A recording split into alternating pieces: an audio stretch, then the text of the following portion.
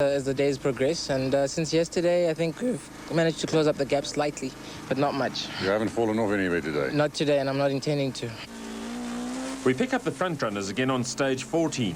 Here we're in car with Enzo Kuhn, who, believe it or not, was another Volkswagen entry battling with tyre problems. Look for the damage on the left rear.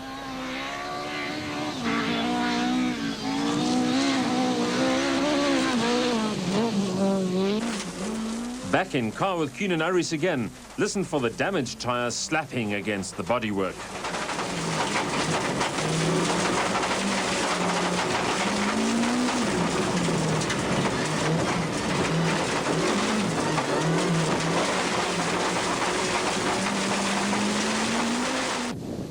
By comparison, Gemmell in the Subaru and Damso in the Toyota were having a good, trouble-free run in stage 14. Almost against all odds, a relieved Enzo Kuhn finally crossed the flying finish at the end of the stage.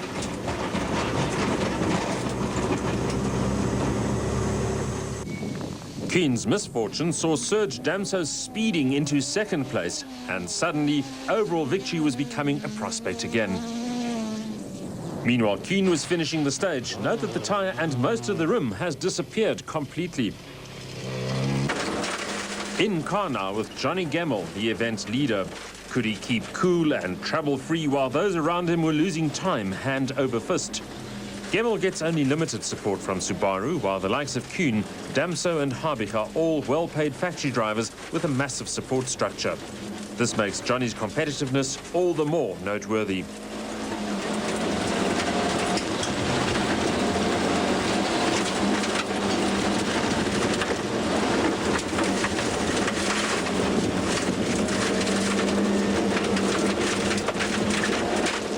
Here he and navigator Paisley finish the stage and clock in.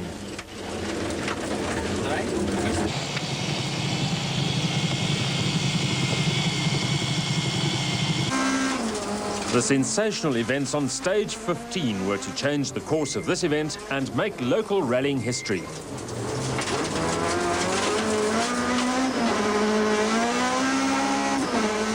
We joined Damso and Hodgson in the Corolla. Look out now for the smoke on the left-hand side of the windscreen as they go through the corner. Whoops! And they're off the road, smashing into Gemmell's Subaru Impreza, which had crashed in the same spot only minutes earlier. Okay, watch the next car. Yes. Put the board out there quickly. Board. Woo! Yes. Why didn't you put the board out? Ah, the pave, man. When the cars didn't emerge from the stage, everyone waited anxiously. Fernando Rueda was the first competitor through, and he brought the bad news. It's quite a tricky right-hander, very tricky piece of road. And quite a tricky right-hander. Gemmell must have gone straight, parked it there, and then Serge must have come 2 minutes later and parked it in the same place. Because you could see both cars crumbled up and broken windows. Broken they certainly were. Fortunately, the crews were unharmed, although they seemed to be keeping a safe distance from each other. Well, Cyril, the last time we spoke was the end of stage 12. It was exciting then, but now happenings that can only be described as absolutely sensational. Man, you really can't keep up with this lot. Stage 12, Enzo was leading. Gemmell was second. Serge was third. Come stage 15, at the start of 15, Gemmell is leading by a few seconds from Serge, and Enzo all of a sudden third place, having lost time in the previous stages. Then in stage 15 itself, Gemmell goes off the road, half rolls the car, falls on its side, they get the car back. Serge, 2 minutes later, goes off on the same corner, falls on top of the car, and the guys in first and second place are gone. So Enzo finds himself in the lead. Habich has been elevated to second place. Fernando Rueda is now in third. Overnight, everything changed. Or in a matter of seconds, everything changed. I can't remember in all my years in rallying where the two lead cars fell out in the same stage, let alone in the same corner, and let alone crash into each other. Yeah, Cyril, it's unfortunate. I mean, you don't wish anybody an accident like Serge just had, crashing into Johnny Gemmell, and I feel sorry for both crews, and I hope that they're all right. But we're certainly tasting a possible win at the moment. And all this happened whilst you were having troubles of your own. 2 flat wheels in two stages. I just kept having the flat wheels and pulling my hair out, and was worried about what that was doing to my position. And they took each other out, so powers to be worked there. Yanni, you had quite a bad day, but obviously some other people have had worse days. Yeah, you know, our day didn't start off too well, and we had 2 punches, lost more than 3.5 minutes in total on stage time, so there wasn't much that we could do in our position and except wait for the other guys, and yeah, they've helped us, so we're back to second, which is not bad, I think, under the circumstances. Yeah, what turned out to be a bad day was actually turning out to be a good day. In relation to this morning, it's actually a brilliant day. It is, actually. Yeah, no, you know, these things happen, and, you know, I think second overall is pretty good, and, yeah, we're happy with the result. Fernando, you had a fairly uneventful day, steady drive all the way through. All of a sudden, you find yourself on the podium. Yeah, you're right, Sarah. It's, you know, after last year, what we tried to do is try and keep it steady. I didn't want a repeat of what happened last year, and we've been very lucky. You know, it's been a steady drive. We didn't try any heroics, and we're here. And if you can finish where you are, it's also going to be your best national championship position ever. Yeah, well, last year we finished 3rd overall in Cape Town as well, but it'll be the best position in Group N. We'll win Group N for the first time, which will be lovely. Fantastic job. Just make sure you get to the finish now, eh? I know, thank you. No tricks. No, not yet. We'll try. Maybe 1 or 2, just to show you. Thank you. As the end of the rally approached, it was obvious that the Day 2 attrition rate had been high. Even among the backmarkers like these competitors, it had been a case of survival of the fittest, or the luckiest.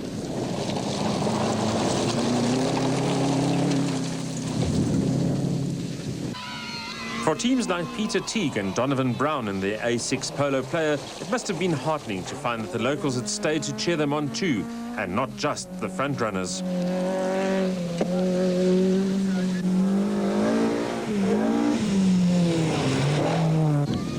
Also getting the royal treatment from the spectators were Costa K and John Costa in their Class S20 Toyota. Look at the rough gravel surface here, and it's easy to see why tyre problems were so abundant. Still going strong and eventually to finish 23rd overall was the all-women team of Lola and Megan Verlark in their Hyundai Elantra. On board now with Kuhn and Aris in the A8 Golf as they head for the end of the final stage.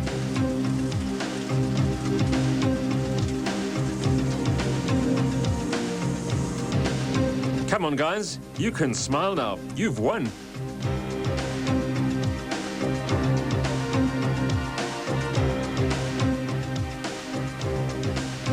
Sarah, the end of the event, we're back at the Gateway Shopping Centre. I think if all of the rallies this season are this close and this exciting, we'll be very happy people. It's certainly one of the best events we've had in the past 15, 20 years. 4 guys dicing from the lead from the start, and I think Enzo turned out to be a very deserved winner. You know, he was right, mixing it from the word go, very quick in the mud, quick later on. There was a bit of a controversy about the first stage, but, you know, it was a bit of a Mickey Mouse stage to start with anyway. And then Johnny Gemmell carried on where he left off last year, leading right until they had the accident. Serge is back with a vengeance. Bad luck for him too. You know, certainly the Toyota was performing very well. And Yanni Abig in the mix. There was nobody to choose from until probably the second last or third last stage. So I think, yes, you're right. It's probably going to be a fantastic year. Lower down as well. A7, fantastic dice between Ergen and Etienne. Chart left out a bit. At the end of the day, he won the class. And even lower down the field, A5 was very competitive. A6 was a bit of a Toyota benefit. JP led from the start. But overall, I think excellent rally. Very good for the sport, good for rallying. And looking forward to the rest of the year, yes. As Kuhn mounts the winner's podium, here's confirmation of the final results. Habig and Judd second, Reda and Buerta third, Van der Walt and Burrows fourth, JP Damso and Hooper fifth. And proving just how tough the rally was, the remaining 5 coming from the lower classes. Enzo, at last your bad luck streak has been broken, and it couldn't have been in a better way. Brilliant, yeah. Start of the season, new navigator and a new year, and it's a good way to start off and a good way to know that luck's with me this year. The car performed well all the way through. You had a few flat wheels, but otherwise okay. Yeah, no, it's the car's strong, I must say. You know, the pace was so hot that we really had to push the machinery very hard, and hence all of us were having flat wheels. You know, it's really a sign of the pace of the event, and hanging out the tail off the road and just the front wheels scrabbling for grip. You know, that's what it was all about, this event. But I'm glad to be here, and it's brilliant to have an engine that lasted the way, and that I could thrash all the way and it didn't blow up. Yeah, obviously, new driver, new team, new everything, and racing for the lead from day one. So you obviously had to do something right. Yeah, well, I think I did a pretty competent job. It's good to be back. We couldn't have asked for a better result on the first event. It's a good way to start the year off, get some points in the bag. So, yeah, things are looking good. Getting points in the bag, it's early in the season, but it's never too early to start thinking championship, eh? I think it's a bit too early. I mean, we've just finished the first event, and as you know yourself, I mean, there's still plenty more events to come. So it's far too early to start thinking about that. I think the important thing is just to consolidate at the beginning of the year and score as many finishes and as many points as possible. Well done, guys. Excellent performance, and we hope many more. Thanks, Ben. Oh, lekker. So, an interesting and dramatic opening to the 2002 Rally Championship season. For the Volkswagen team, its sheer strength in depth meant that while those around them were falling off, it was able to keep going and ultimately gain the lion's share of the honours. But of course you have to remember that the rally season isn't a sprint. Rather, it's a long, hard, grueling marathon. And much can still happen. We'll be with you again in a month when we go to the Western Cape for round 2 of the South African Rally Championship.